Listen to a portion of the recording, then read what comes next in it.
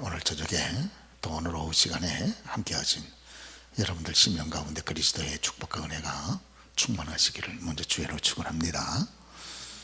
우리 옆에 계신 교우들 한번 인사 한번 먼저 하겠습니다. 오늘 감사합니다.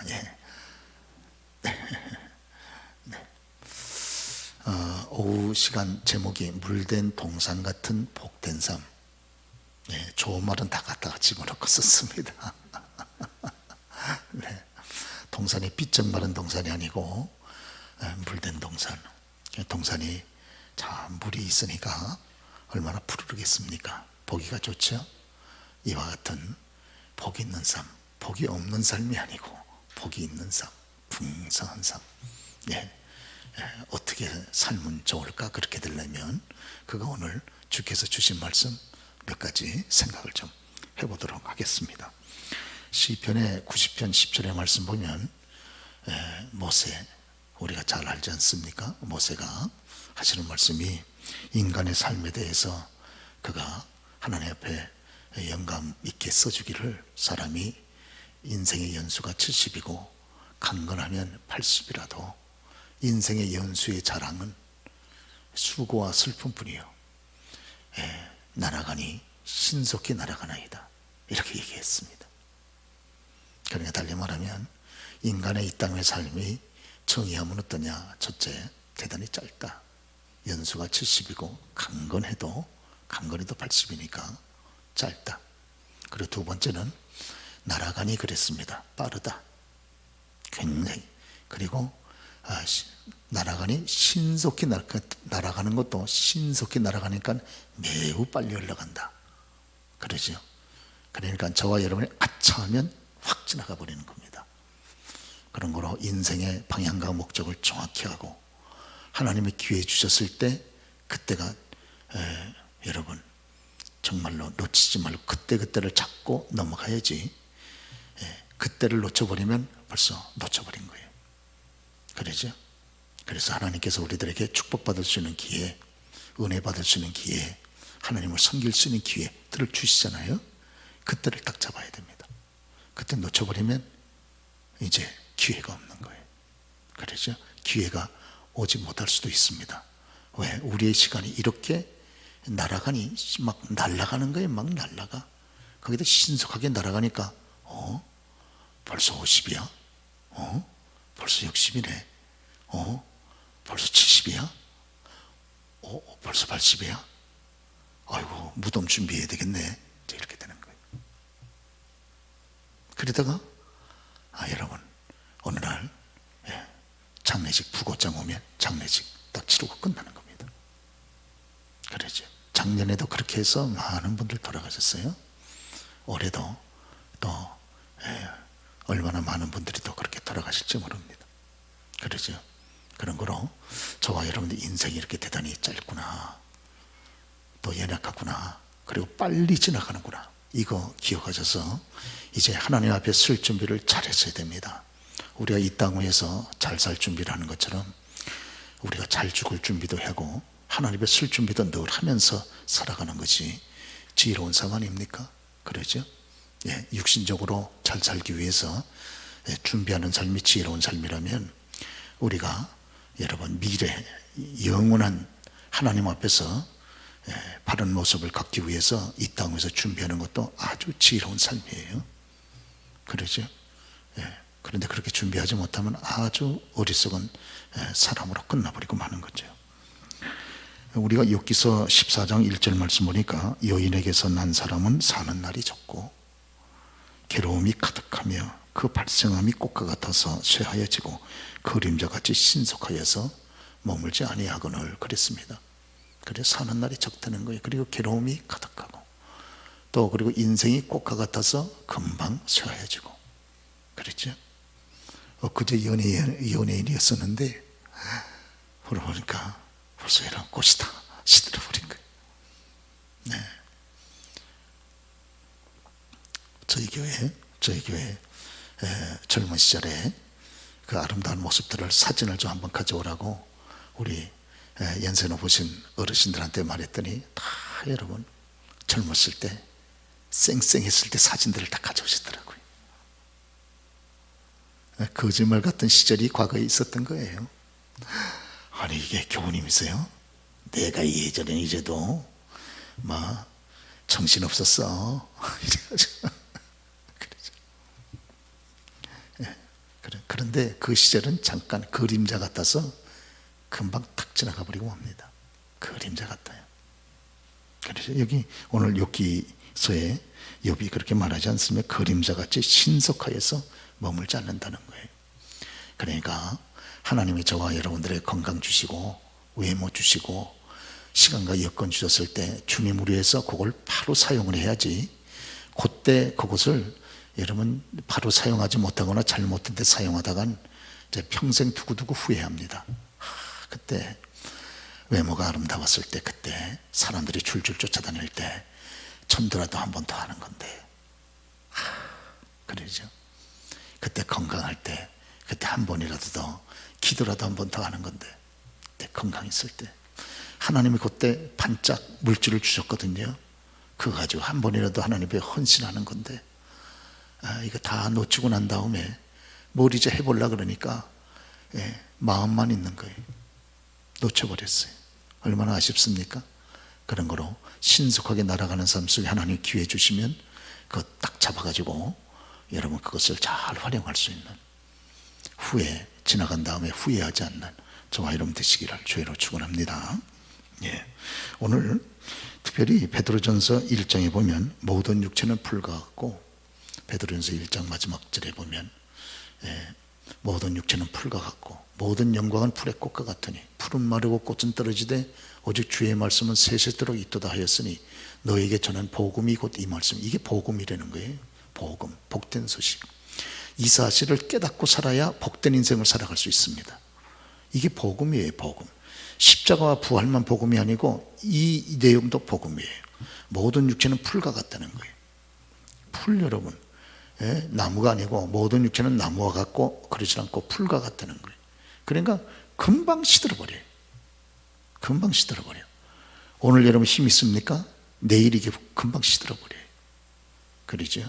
그렇기 때문에 힘 있을 때 충성하셔야 됩니다.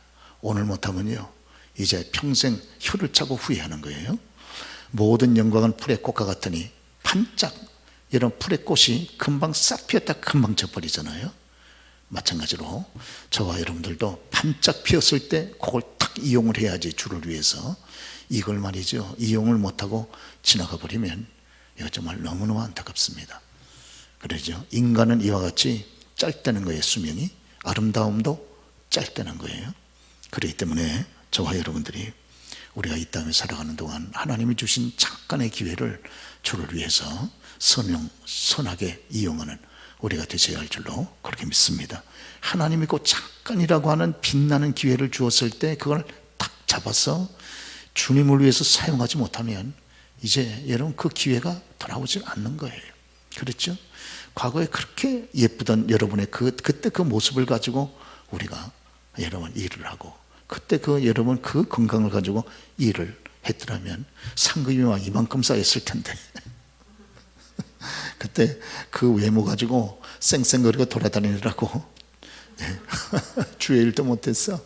그 힘 가지고 괜히 쓸데없는 헛자랑 하느라고 주님을 위해서 일하지를 못했어. 그러니까 상급이 쌓은 게 없는 거예요.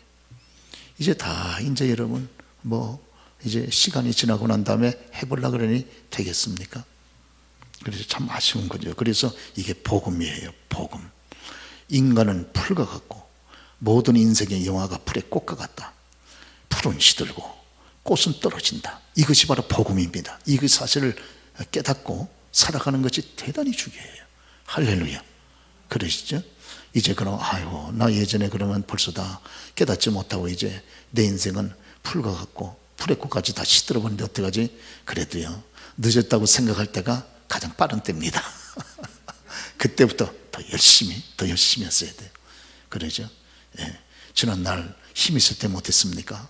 힘이 없습니까? 그럼 지금이라도 내가 할 수 있는 여력 안에서 성심을 다하는 거예요. 지금도 안 하면 이제 나중에는 이제 더 안 됩니다. 더 안 돼. 그러죠? 여러분 지금 성경 안에 있습니까? 눈 좋을 때 앞으로요 정말 이제 앞으로는 성경을 편하도 못 읽습니다. 그러죠? 지금 기도 안 하십니까? 앞으로 시간 여유 있으시면 기도 무지하게 많이 하실 것 같죠?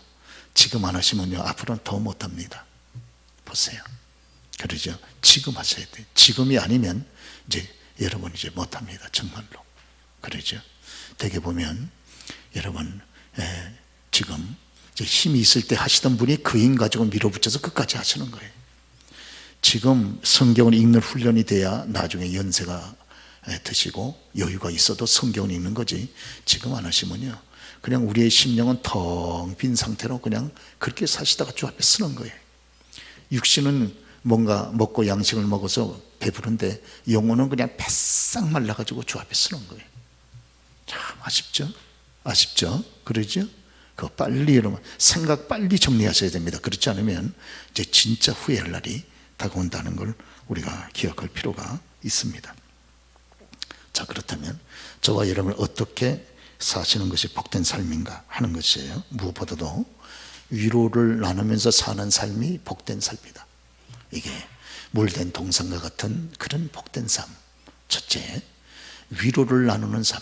내게 있는 힘을 같이 지극히 작은 자와 지극히 약한 자와 함께 나누는 삶.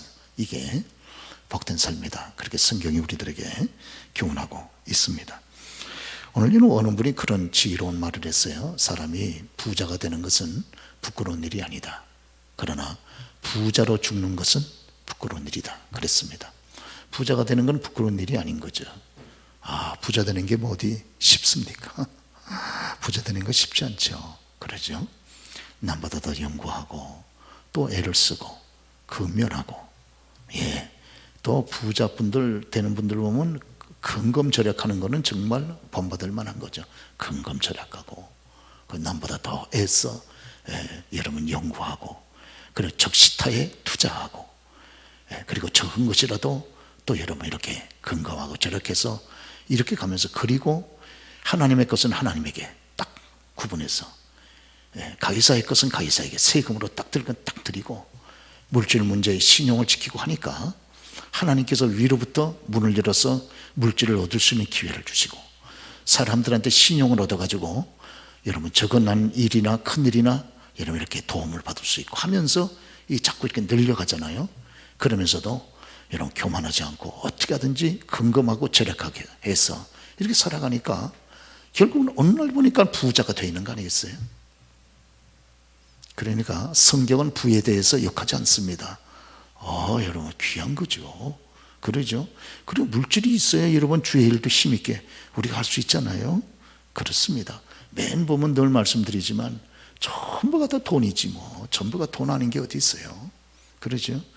여기 교회도 여러분 벽돌 한 장도 전부 돈 아닙니까? 뭐 돈 아닌 게 어디 있어요. 선교 돈으로 하는 거지.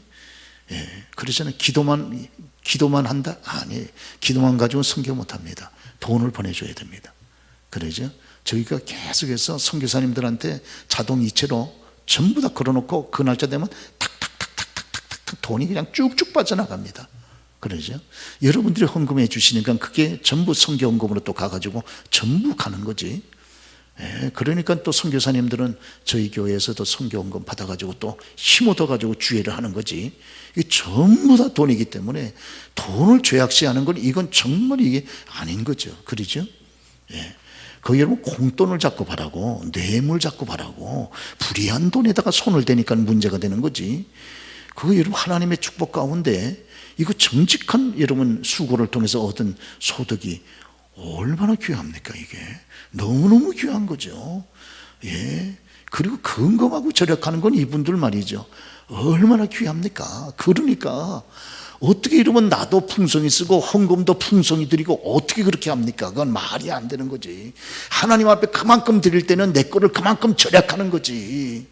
그렇지 않고서야 어떻게 다 합니까, 여러분? 내가 누리는 것도 다 누리고 하나님께 드리는 것도 다 드리고 무슨 여러분 엄청난 재산을 유산으로 받은 사람도 아니고 어떻게 그렇게 하겠습니까?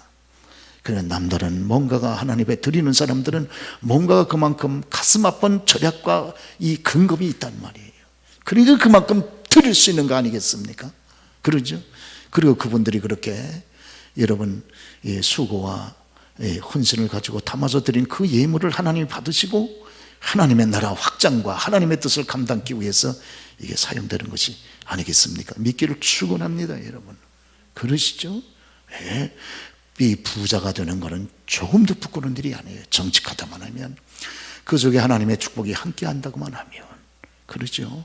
근검하고 절약을 통해서 콩꽃바라지 않고 그러잖아요. 예. 줄 것 떼먹지 않고 정직하게 만약에 하나님의 축복 가운데 함께 한다면 얼마나 영광스럽고 자랑스럽습니까? 그러죠. 그러나 죽을 때 부자로 죽는 건 부끄럽다는 거예요. 부자로. 예. 왜? 우리 주변에는 우리의 손이 필요한 사람들이 수도 없이 많이 있는데 그분들에게 줄 거를 안 줬다는 거예요. 그러죠. 그렇기 때문에 정말 하나님 앞에 위로를 받는 삶이 어떤 삶입니까? 복된 삶은 위로를 나누는 삶입니다. 위로를 나누자. 우리 한번 제성화처럼 따라서 해보실까요? 위로를 나누자. 위로를 나누셔야 됩니다. 혼자요 이걸 독점하시면 안 됩니다. 위로를. 하나님께서 이 귀한 물질을, 우리가 다 그런 마음 가지고 계시잖아요. 이걸 나한테 맡기셨지. 이게 청지기 사상이지요. 예, 나한테 이 물질을 맡기셨다면 하나님의 뜻을 위해서 필요한 것에 또 우리가 내놔야 되잖아요. 그러죠? 이게 얼마나 귀합니까? 그렇습니다. 우리가 누가복음 16장에 부자와 나사로 이야기를 우리 주님께서 하시지 않으셨습니까? 근데 이 부자는 이 땅 위에서 너무 호의호식하면서 그렇게 날마다 잔치하면서 그렇게 살았던 사람이죠. 옷은 큰 배옷에 자주색 옷을 입고, 이건 고대에 큰 배옷은 이거 보통 부자가 아니면 못 입는 옷 아니면 요 사이도 고운 배옷을 어떻게 입습니까? 최고의 옷감이 큰 배옷이잖아요. 최고의 옷감이 그러잖아요. 그리고 거기다가 자주색 옷은 예전에 귀족들이나 왕족들이 입는 그런 옷 아닙니까? 근데 누가복음 12장에 보면 이 부자를 가르쳐 큰 배옷에 자주색 옷을 입었다 하는 거 보니까 그 사람의 옷 자체가 그 사람의 이 부를 상징해 주는 거죠. 그러죠? 우리도 예전에 집에 비로도 같은 걸로 해가지고 쫙 이러면 카테나가 돌리면 벌써 이 사람이 그래도 어느 정도 물질에 안정이 있는 분이로구나, 이렇게 우리가 평가하지 않으셨습니까? 예전에. 그러죠? 그런데 그리고 매일마다 호화롭게 잔치했습니다. 얼마나 돈이 많으면 매일 그것도 호화롭게 잔치를 어떻게 매일 합니까? 그렇게 살면서도 자기 집 바로 대문간 앞에 누워있는 그런 비극적인 거린 나사로, 그 나사로에게 조그마한 위로를 같이 나누지 못하지 않았습니까? 그러니까 이제 그가 음부에 가가지고 불꽃 가운데서 무서운 고통 가운데 저 천국에 앉아있는 아브라함과 아브라함의 품에 있는 나사로를 향해서 부르짖지 않습니까? 아버지 아브라함이요, 저 아시죠? 저 나사로 손끝에다가 물 한 방울 살짝 찍어서 와가지고 내 혀에다가 대가지고 내 온몸을 서늘하게 해주소서. 그렇게 아주 정말 절규하지 않습니까? 이거 보면 간단한 거죠. 지옥이 어떤 곳이나 금방 알 수 있는 거죠. 예. 여기 이 얘기를 하는 게 주님 아닙니까? 지옥과 천국을 만드신 주님이 직접 하시는 말씀이니까 사실인 거죠. 그러죠? 뭐 우리 가운데는 이 체험을 할 사람이 한 사람도 없어요. 할렐루야. 한 사람도 없습니다. 지옥이 어떤 것이냐? 여러분, 주님께서 여기 말씀한 대로 지옥은 불의 색입니다. 내가 이 불꽃 가운데서 고통을 받나이다. 그러죠? 이 불의 색이에요. 무섭지 않습니까? 불. 불은 무섭습니다. 그러죠? 그 다음에 이 지옥은 음불은 어떤 색입니까? 손가락 끝에다가 물 살짝 혀에다 대주면 오물벽 서늘할 정도로 지옥은 물이 없는 색입니다. 그러죠? 내가 이 지옥에서 음부에서 고통하나이다. 그랬죠? 지옥은 영원한 고통이 있는 세계. 그러니까 저와 여러분이 전도하는 거 아닙니까? 그러니까 전도하는 거죠. 지옥이 없다면 굳이 이렇게 우리가 절절한 마음을 가지고 전도하지 않을 거예요. 그러죠? 이 지옥은 한 사람도 가면 안 되지. 그러죠? 간다 그러면 저 김정은이 같은 놈이나 가야지. 저런 인간이나 가야지. 그러죠? 누가 거기 예로 가면 되겠습니까? 그런데 여기 천국에 있는 아브라함이, 이건 사실은 주님이 아브라함의 입술을 통해서 하는 말씀 아닙니까? 너는 살았을 때 아시죠? 내 좋은 것을 받았고 나사로는 고난을 받았느니라. 그런 거로 이제 나사로는 여기서 위로를 받고 너는 음부에서 고난을 받느니라 그렇게 말하지 않습니까? 여기 부자는요 계속해서 자기는 이 땅 위에서 지극한 위로의 삶을 계속 받았어요. 나사로는 지극한 고난의 삶을 계속 받았고요. 자기가 지극한 이 위로의 삶을 지극히 계속 받을 때 지극한 고난을 받는 이 나사로에게 약간의 위로를 좀 나눠줄 수 있잖아요. 그런데 전혀 나눠주지 않았습니다. 오늘 그런 거로 저와 여러분이 주님 앞에 있으면요 주께서 물어보실 겁니다. 너는 내가 이 땅에 사는 동안에 지극히 어려운 이 가까이 있는 그런 적은 자에게 내 위로를 나누었느냐 그걸 물어보실 거예요. 물어보실 때 거기에 대해서 저와 여러분이 대답하는 우리가 다 되시기를 주의로 축원합니다. 그러죠? 예. 우리 곁에는 지극히 적은 자가 많습니다. 예. 오늘 마태복음 25장에도 우리 주님께서 말씀했잖아요. 지극히 적은 자 한 사람에게 한 것이 곧 나에게 한 것이다. 그렇게 말씀하잖아요. 그러죠? 저와 여러분들이 주님이 만약 우리 집에 찾아오셨다면 얼마나 힘과 정성과 우리가 이 전력을 다해서 주님을 섬기겠습니까? 그러죠? 그런데 주님이 지금도 우리 곁에 찾아오신다는 거예요. 어떤 모습으로? 지극히 적은 자의 모습으로. 그러죠? 지극히 적은 자는 힘없는 자 아닙니까? 그렇습니다. 그렇기 때문에 우리가 제5계명에 내 부모를 공경하라 그러셨죠? 특별히 제5계명에 내 부모를 공경하라 그럴 때 그 부모는요 힘없고 연약한 부모예요. 연로하신 부모님들을 1차 대상으로 하는 겁니다. 그러죠? 부모님들도요 힘이 있으면요 자식들한테 그렇게 뭐 도움받을 이유가 없어요. 내가 힘이 있는데 젊고 건강하고 힘이 있는데 뭐 자식들한테 굳이 그거요 안 받아도 됩니다. 여기 내 부모를 공경하라 할 때 1차로 주께서 염두에 두고 말씀하시는 대상 그 부모님은 지극히 적은 연약한 부모입니다. 그러니까 부모가 늙고 경제력 없고 여러분 건강 잃고 힘없으면 지극히 적어 보이잖아요. 부모가 요만해 보이잖아요. 그러죠? 그러니까 지극히 적은 자 가운데 하나는 늙고 연로하시고 힘없고 경제력 없고 여러분 병든 이런 지극히 적어 보이는 그 부모가 1차 대상입니다. 그러죠? 네. 네. 그래서 이런 부모를 공경하라 하는 말은 무겁게 여기라 그 말이죠. 가볍게 여기지 말고 무겁게 여기고 소중히 여기면 하나님께서 이 땅 위에서 그에게 복을 주신다. 이런 말씀하시는 거 아니겠어요? 할렐루야. 그렇습니다. 네. 그래서 오늘 무엇보다도 저와 여러분이 참 이 땅 위에서 복된 그런 삶을 걸어가는 그런 것 가운데 하나는 위로를 나누는 삶이다. 예, 그렇게 주께서 우리에게 말씀하는 거 기억해야 되는 줄로 믿습니다.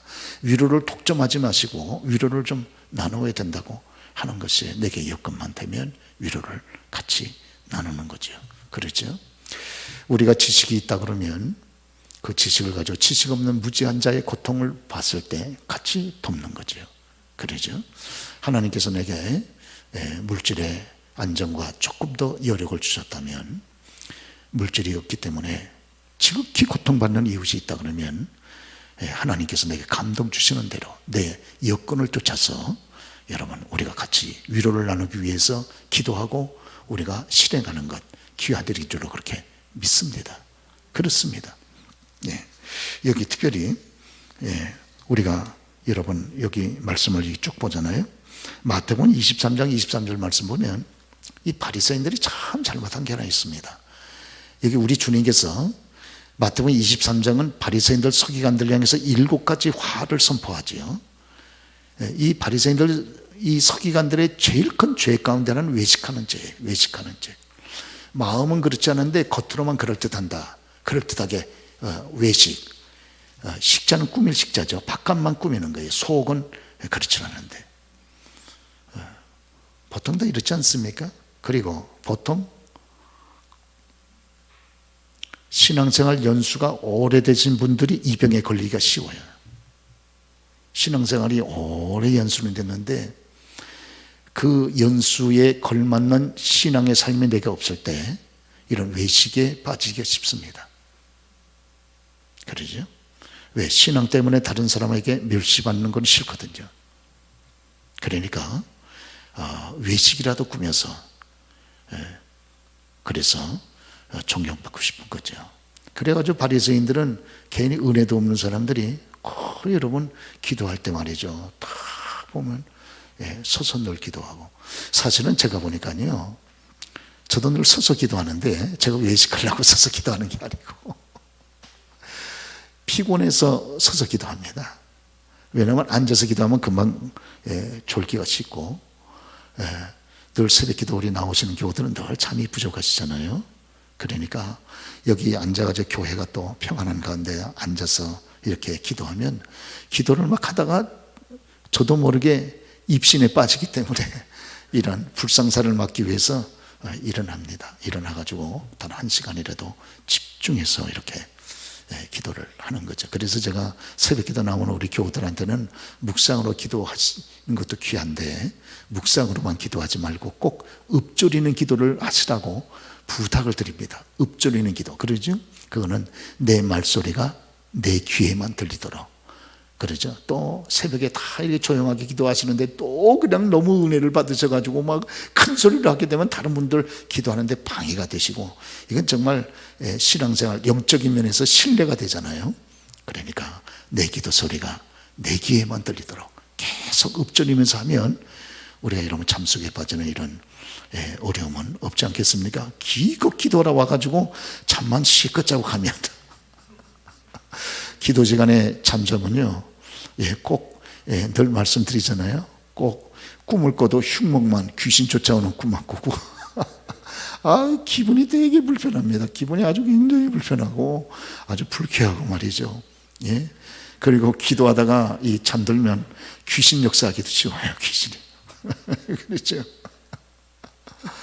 그렇습니다. 그러니까 우리가 깨어서 한 30분이라도 한 20분이라도 기왕에 기도 왔으니까, 새벽에 피곤하신데 여러 가지 왔으니까 기도하더라도 집중해서 기도하려면 여러분 읊조리면서 계속해서 이렇게 기도를 우리가 같이 하시지 않습니까? 그러니까 바리새인들이요, 신앙생활을 제대로 해보려고 하면 무진 애썼던 사람인 것은 맞아요. 왜? 기도할 때 늘 서서 기도하거든요. 이 사람들이 뭐 교만해가지고 자기 자신을 자랑하려고 꼭 그러는 게 아니고, 그래도 하나님 앞에 자기들 나름대로는 한번 깨어서 제대로 기도해 보려고 애를 쓰는 거예요. 그러죠. 그런데 문제는 외식을 많이 한 거예요. 외식을. 그러죠. 사실 속은 그렇지 않으면서 겉만 자꾸 신앙적으로 꾸미는 거죠. 근데 이분들이 주님 앞에 유일하게 7가지 저주 가운데 하나 딱 칭찬받은 게 하나 있잖아요. 그게 뭡니까? 마태복음 23절 여기 보면 화 있을진저 외식하는 서기관과 바리새인들이야. 우리 같이 한번 읽어보실까요? 너희가 박하와 회한과 근처의 11조는 들이되 율법에도 중한 바 정의와 궁율과 믿음은 버렸도다. 그러나 이것도 행하고 저것도 버리지 말아야 할지니라. 믿음이 아멘하시기 바랍니다. 이거요, 참 이 외식하는 서기관과 바리새인들이 유일하게 칭찬받은 게 너희가 박하와 회한과 근처는 채소죠. 자기 집 뜰에다가 이렇게 여기 심어가지고 거두는 거, 박하, 회향, 그 다음 채소, 요 조금밖에 안 나오거든요. 이것까지 철저하게 11조 했어요. 뭐 그런 것까지 11조 생활을 해? 그래도 하나님이 주셨으니까 해야죠 하고 다 11조 하는 거예요. 그런데 문제는 어디에 있냐면은 율법을 통해서 더 중하게 말씀하는 궁율, 정의를 잃어버리고 궁율, 이 다른 사람을 불쌍히 여기는 마음을 잊어버린 거예요. 그리고 믿음을 버릴 거예요. 그런데 우리 주님께서 뭐라 그럽니까? 그러나 이것도 행하고 정의, 이웃을 향해서 불쌍히 여기는 궁율의 마음, 그리고 하나님을 믿는 믿음의 마음, 이것도 가져야 될 뿐만 아니라 저것도 버리지 말아야 될 것이나 근체, 회향, 그 다음에 박하, 요 조금 나오는 것까지라도 철저하고 세밀하게 하나님 앞에 10의 1조를 드리는 것도 버리지 말아야 할지니라. 할렐루야. 믿기를 축원합니다. 오늘요, 이 바리새인들이 잘못이 어디 있습니까? 이 사람들은요, 하나님에 대한 의무는 철저하게 했어요. 얼마나 철저합니까? 채소 요만큼 나오도 거기 11조를 하나님께 드렸으니까. 그러나요, 이웃사랑에 대한 의무를 외면했습니다. 내 이웃을 내 몸과 같이 사랑하라. 긍휼을 베풀고 그들에게 여러분 선을 행하고 그들에게 함께 위로를 나누는, 그들을 구제하는 이런 행위를 안 했다 그 말이에요, 바리새인들이. 이게 문제입니다. 저와 여러분들이요, 참 하나님 앞에 우리 교우들 대부분이 철저하게 11조 생활하시고, 그래서 다 교우들이 생활의 안정을 가지고 주님을 섬기고 나가고 있지 않습니까? 저거만 적은 대로 크면 큰 대로 늘 하나님 앞에 드리는 이 생활을 통해서 참 하나님께서 기뻐하시고, 여러분들에게 또 심은 대로 물질의 안정과 은혜를 베푸시잖아요. 이건 너무 귀합니다. 그런데 문제는 어디 있습니까? 우리가 여러분 이웃에 대한 사랑의 의무를 감당하는데 우리가 부족한 면이 있는 거예요. 할렐루야. 이웃과 위로를 나누는 운동, 위로 나누는 운동에서 우리가 여러분 하나님 앞에 참 이런 부족한 것을 늘 느끼고 그렇게 회개하는 마음이 있습니다. 그렇죠? 오늘 아브라함도 제일 먼저 지옥에서 이런 몸부림치는 그 부자를 향해서 말하잖아요. 너는 살았을 때 내 좋은 걸 받았고 여기 나사로는 고난을 받았으니 이것을 기억하라 그러잖아요. 내가 그렇게 날마다 호화롭게 잔치하며 좋은 걸 누릴 때에 그 중에 지극히 적은 부분을 나사로한테 주어서 왜 나사로를 조금이라도 위로해 주지 않았느냐고 그렇게 책망하지 않습니까? 할렐루야. 그러죠. 그래서 위로 나누는 운동이요, 저와 여러분에게 참 필요합니다. 할렐루야. 그러시죠? 그래서 우리에게 여건만 된다면 적은 것이라도 우리의 위로가 꼭 필요한 분들에게 그때 기회를 놓치지 않고 위로를 함께 나눌 수 있는 그런 저와 여러분들이 되셔야 할 줄로 믿습니다. 할렐루야. 그러시죠? 그게 참 귀하다 그 말이죠. 여러분 그 경주 채부잣집 이야기라고 하는 책이 있습니다. 경주에서 300년 동안 이렇게 부와 명성을 이어갔던 채부잣집이라고 있습니다. 그 책도 나와 있고요. 이분들은요 300년 동안 그 부가 유지가 된 건데 세계 유래 역사상 채부잣집이 하나밖에 없어요. 300년 동안 부가 유지된 건. 그리고 부만 유지될 뿐만 아니라 지역 사람들한테 전부 다 존경을 받았습니다. 여기 채부잣집 유명한 얘기죠. 경주에 내려가면 그러죠. 그런데 그 채부잣집 이야기에 보면 6가지 이 사람들이 300년 동안 세계 역사에 유례없는 부와 명성을 유지하면서도 그 사람들에게, 그 시대 사람들에게 존경을 받았던 이유가 여기 나와 있습니다. 6가지. 우리가 좀 읽어보실까요? 첫째 하면 여러분 읽어보세요. 첫째, 과거를 보되 진사이장은 하지 마라. 둘째, 재산은 만석 이상으로 모으지 말라. 셋째, 과하게 나그네를 후하게 대접하라. 넷째, 흉년기에는 재산을 누리지 말라. 다섯째, 최씨 가문 며느리는 시집 온 지 3년 동안은 무명옷을 입을 것.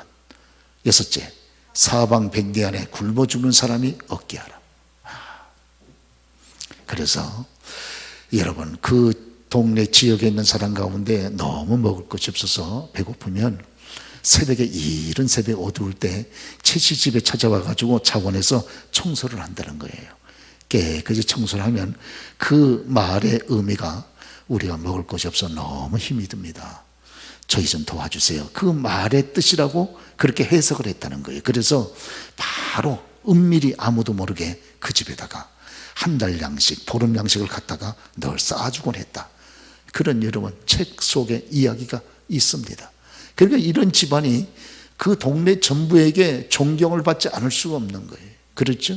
그리고 같은 값이면 거래를 하더라도 이런 집하고 같이 거래를 하지 않겠습니까?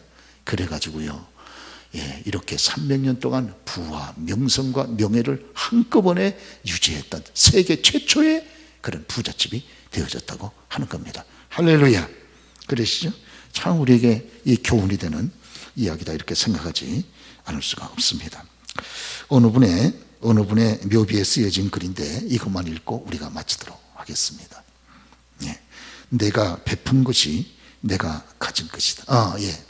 우리 같이 한번 읽어보실까요? 시작. 내가 베푼 것이 내가 가진 것, 내가 모은 것은 내가 남겨두고 떠나는 것, 내가 주어버린 것이 내가 가지고 가는 것.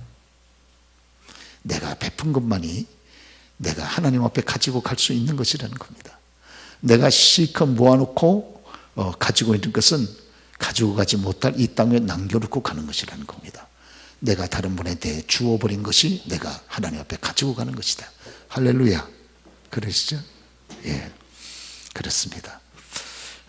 우리 교우들도 지금까지 교회적으로도 계속 베풉니다. 자, 여러분, 저희 교회가 개척한 이후로 제일 잘했다 싶은 것이 있다면 교우들과 함께 힘을 다해서 베풀어 준 거예요. 선교 사역을 위해서 베풀고, 또 어려움이 있으면 베풀고. 저희 교회는 거린들이 얼마나 교회 많이 옵니까? 그러죠? 아파트에는 안 오시죠? 교회는요 많이 옵니다. 교회는 거린들이 수시로 들어옵니다. 그럼 제가 띵동거리면 항상 나가서 제가 돈을 드리고, 또 여기 제가 이제 여기 3층에 있다가 1층으로 내려가지고 나가려는데 1층에서 거리를 만났어요. 그러면 잠깐 계시라 그러고 또 올라가가지고 다시 돈 가지고 내려가가지고 다시 드립니다. 그래서 제가 거린들한테 부탁하는 게 있습니다.